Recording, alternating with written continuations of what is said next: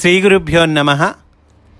శ్రీమద్భాగవతమునకు మాస్టారు ప్రసాదించిన వివరణను చెప్పుకుంటూ ఉన్నాము. అందులో భాగంగా హిరణ్యాక్షుని జననము అనేటువంటి అంశంలోనికి మనము ప్రవేశిస్తూ ఉన్నాము. మైత్రేయ మహర్షి విదురునకు చెప్తూ ఉన్నాడు, పూర్వము దక్ష ప్రజాపతికి దితి అను పుత్రిక కలిగెను. ఆమె కశ్యపుని భార్య. ఆమె మనస్సున ఒకనాడు తన భర్తను సేవించి సంతతి పొందవలెనను కుతూహలము ఉదయించెను. ఆమెకి భర్తను సేవించి సంతతి పొందుదాం అనేటువంటి కుతూహలం కలిగిందటండి. వెంటనే ఆమెకు మన్మథ తాపము కలిగెను. విరహతాపముతో భర్తను పొందగోరెను. భర్త సన్నిధికి వచ్చి నిలబడెను. ఆ సమయమునకు భర్త దృఢమైన నియమముతో అగ్నిహోత్రము చేయుచుండెను. మంటలే నాలుకలుగా చూపిన అగ్నిమూర్తిని యజుర్వేదమూర్తిగా అంతర్యామి అయిన విష్ణువుగా ధ్యానము చేయుచు పాలతో హోమము చేయుచుండెను. అది సాయం సంధ్యా సమయము. సూర్యుడు అస్తమింపబోచుండెను. హోమశాలలో కూర్చుండిన భర్తయగు కశ్యపుని సమీపించి దితి ఇట్లనెను. ఆయన హోమం చేస్తూ ఉన్నాడు, ధ్యానంలో ఉన్నాడు, భగవంతుని ఆరాధనలో ఉన్నాడు. అటువంటి కశ్యపుణ్ణి చూచి దితి ఇట్లా అంటూ ఉన్నది. ఇక్కడ మాస్టర్ చెప్తూ ఉన్నారండి, భూమిపై నిలబడి ఆకాశము వైపునకు చూచువానికి అది ఒక గోళము లోపలి భాగము వలె కనిపించును. భూమిపై నిలబడి ఆకాశం వైపు చూచామనుకోండి, చూచేవాళ్ళకి అది ఆకాశం మొత్తం కూడా కలుపుకుంటే మనము ఒక గోళంలాగా, గోళము వలె లోపలి భాగంలాగా కనిపిస్తుంది. ఒక గోళం లోపలి భాగం ఎలా ఉంటుందో అట్లా కనిపిస్తుందట. కనుక ఇప్పుడు ఈ సీన్ ఊహించుకుందాం. భూమిపై నుండి ఆకాశాన్ని చూస్తూ ఉన్నాడు, గోళము లోపలి భాగంలాగా కనిపిస్తూ ఉంది. కనుక చూచువానిని పశ్యకుడు అందరూ. ఈ స్థితిలో చూచేవాడిని ఏమంటారు? పశ్యకుడు. అంటే కశ్యపుడు, కశ్య తిరగేయండి, పశ్య. చూచువానిని పశ్యకుడు అందరూ. వానికి కనిపించుచున్న గోళాకారమును వేదమున కశ్యపుడు అందురు. అట్లాంటి స్థితిలో ఆ కనిపించేటువంటి గోళాకారం ఏదైతే ఉందో దానిని కశ్యపుడు అందుట. ఎక్కడంటారు? వేదమున కశ్యపుడు అందురు అంటున్నారు. ఆ కశ్యపుడికి 2 భార్యలు. వారి పేర్లు అదితి, దితి. చీకటి నుండి సూర్యోదయమున వెలుగును ప్రకటింపజేయు శక్తి అదితి. కనుక కశ్యపుడు, ఆ కశ్యపుడికి 2 భార్యలు, ఒకళ్ళు అదితి, 2 దితి. ఏమండి, అదితి అంటే ఏమిటి, దితి అంటే ఏమిటి? ఈ 2 భార్యలు దేనికి సంకేతములు? మాస్టర్ వివరణిస్తున్నారండి. చాలా చక్కగా వివరణ అందించారు. మనం ఇవన్నీ జాగ్రత్తగా గుర్తుపెట్టుకోవలసినటువంటి అంశములు. వెలుగు నుండి చీకట్లను పుట్టింపజేయు సూర్యాస్తమయ శక్తి దితి అనబడును. అదితంటే ఏంటి, దితంటే ఏంటి? చీకటి నుండి సూర్యోదయమున వెలుగులను ప్రకటింపజేయు శక్తి అదితి. అంటే చీకటి నుండి వెలుగులను ప్రకటింపజేయు శక్తి సూర్యోదయంలో వస్తుంది కదండి. సూర్యోదయ సమయంలో చీకట్లు పోయి వెలుగు వస్తుంది కదండి. అట్లా చీకట్ల నుండి వెలుగులను ప్రకటింపజేయు శక్తి ఏమో అదితి, వెలుగు నుండి చీకట్లను పుట్టింపజేయు సూర్యాస్తమయ శక్తి దానిని దితి అనబడును.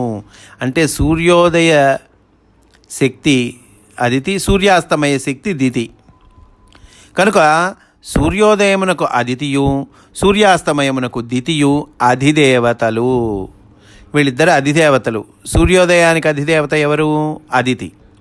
సూర్యాస్తమయానికి అధిదేవత ఎవరు? దితి.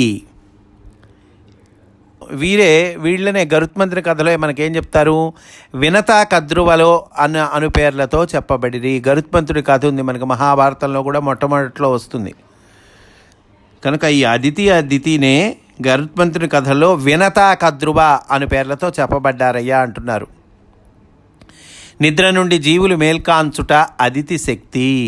మేల్కాంచే శక్తి ఉందే, జీవులు నిద్ర నుండి మేల్కాంచుతున్నారు కదండి. కనుక నిద్ర నుంచి మేల్కాంచుట అదితి శక్తి, మెలకువ నుండి జీవులు నిద్రించుట దితిశక్తి. ఈ రెండు సమయములందును చీకట్ల నుండి వెలుగులు, వెలుగుల నుండి చీకట్లు పుట్టుచు ఎర్రని రంగులు ఏర్పడును. అవియే సంధ్యాగ్నులైన హోమములు. కనుక రెండు సమయములు, చీకట్ల నుండి వెలుగులు, వెలుగుల నుండి చీకట్లు ఆ పుట్టుచు ఈ రెండు సమయములందు ఎర్రని రంగులు ఏర్పడుతూ ఉంటాయి. అవి ఏ సంధ్యాగ్నులైన హోమములు. వాని నర్చించువారే దేవతలు. వాని యందు జీవరాశుల ఆత్మలు భూమిపై ఉద్భవించుట మరలా మాయమగుట జరుగుచుండును. సూర్యోదయం సూర్యాస్తమయము సంధ్యాగ్నులు. వాని యందు జీవరాశుల ఆత్మలు భూమిపై ఉద్భవించటం మరలా మాయమవటం జరుగుతుంటుంది.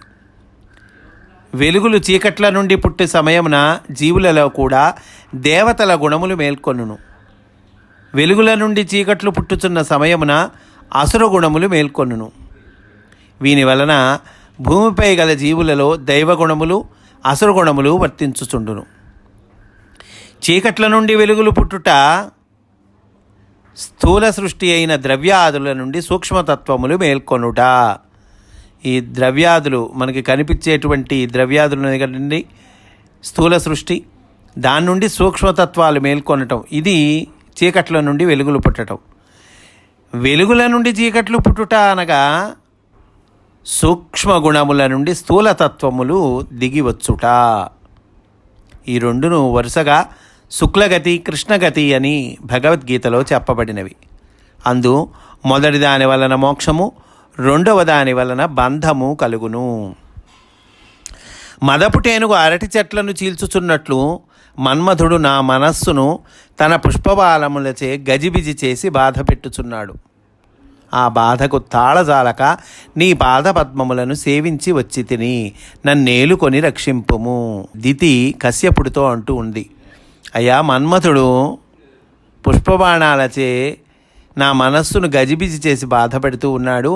ఆ బాధకు తాళజాలక నీ పాదపద్మములను సేవించి వచ్చి తిని నన్నేలుకొని రక్షింపుము అంటుంది. ఈమెకి కామోద్దీపనం కలిగిందండి ఆ సమయంలో. అదియును కాక నా తోటి సవతులందరూ నీ దయవలన గర్భములయందు సంతానమును ధరించి సంతోషపడుచున్నారు. అది చూచి నేను మనస్సున దుఃఖపడుచూ ఉన్నాను. అయ్యా నా సవతులున్నారు, నీ భార్యలు, కశ్యపుడికి ఇంకా భార్యలున్నారు, వాళ్ళందరూ చక్కగా గర్భవతులయ్యారు, సంతానమును ధరించారు, గర్భంలో సంతోషంగా ఉన్నారు. మరి నాకు ఇంకా గర్భవతిని కాలేదు, నాకు బాధగా ఉంది. అంటే ఏంటి అనగా దితికి ఈర్ష్య కలిగిందని తెలియచున్నది అంటున్నారు.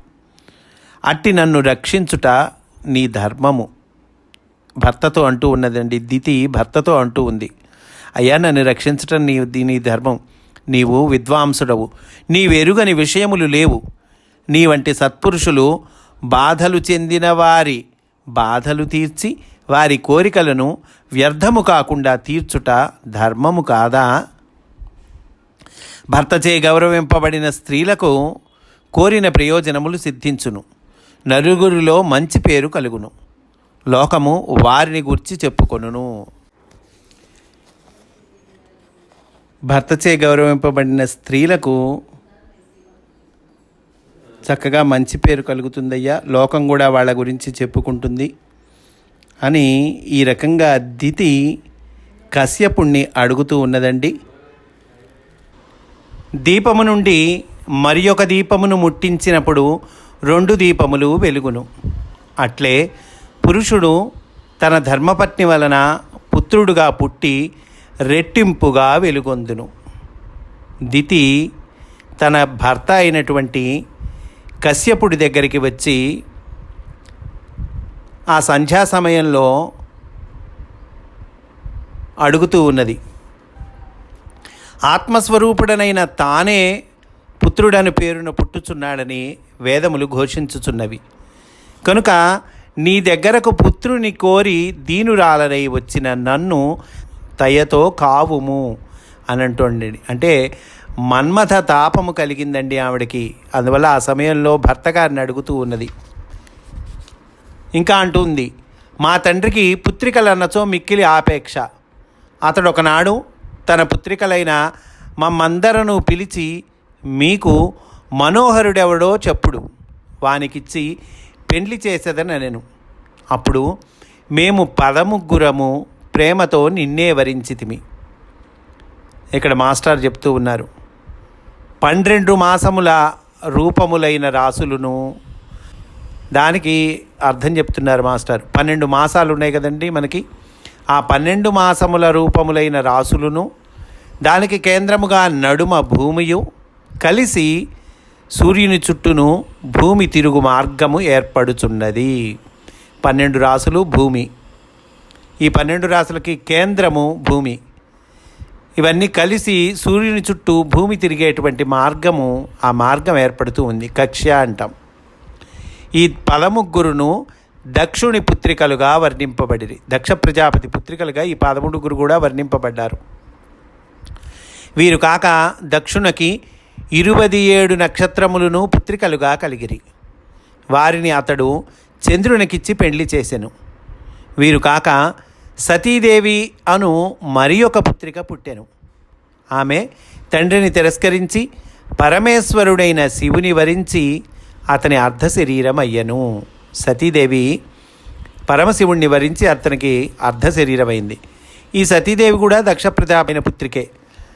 అంటే ఈ 13 ఆ తర్వాత 27 నక్షత్రాలు, ఈ 13నేమో కశ్యప ప్రజాపతికి ఇచ్చి పెళ్లి చేశాడు. ఆ తర్వాత ఈ 27 మంది పుత్రికలనేమో చంద్రుడికిచ్చి పెళ్లి చేశాడు. మరి ఒక పుత్రిక సతీదేవి, ఆవిడ తండ్రిని తిరస్కరించి పరమేశ్వరుడైన శివుని వరించి అతనికి అర్ధ శరీరం అయ్యను.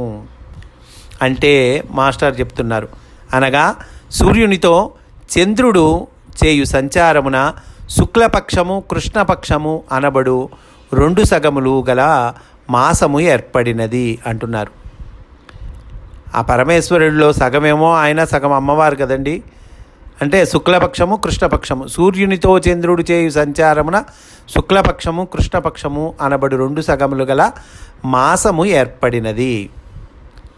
దితి ఈ విధముగా కామముచే మోహింపబడినదై భర్త అనేక విధములుగా బ్రతిమాలెను.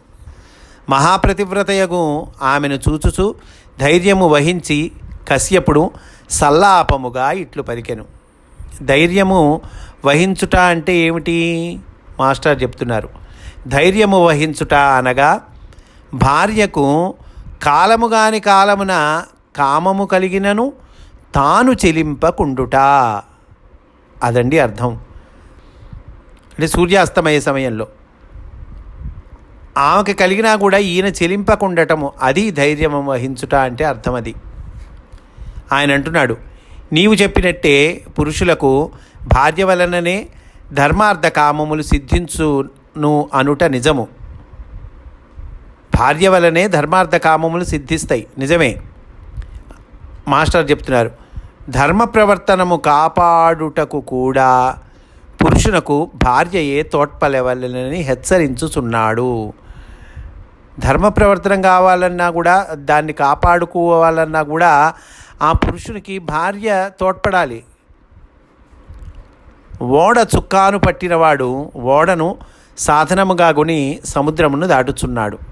అట్లే గృహస్థాశ్రమ ధర్మము నిర్వహించువాడు 4 ఆశ్రమముల వారిని చక్కగా కాపాడును.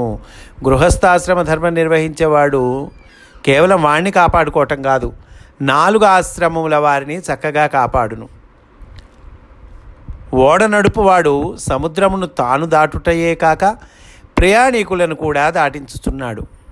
అట్లే గృహస్థాశ్రమమును ధర్మ మార్గము తప్పక నిర్వహించువాడు బ్రహ్మచర్య వానప్రస్థ సన్యాసాశ్రమముల వారికి ఆధారమై వారిని కూడా తరింపజేయుచున్నాడు. మాస్టర్ అంటున్నారండి, గృహస్థాశ్రమాన్ని ధర్మ మార్గం తప్పకుండా నిర్వహించేవాడు అందరికీ ఆశ్రయమై నిలుస్తాడు.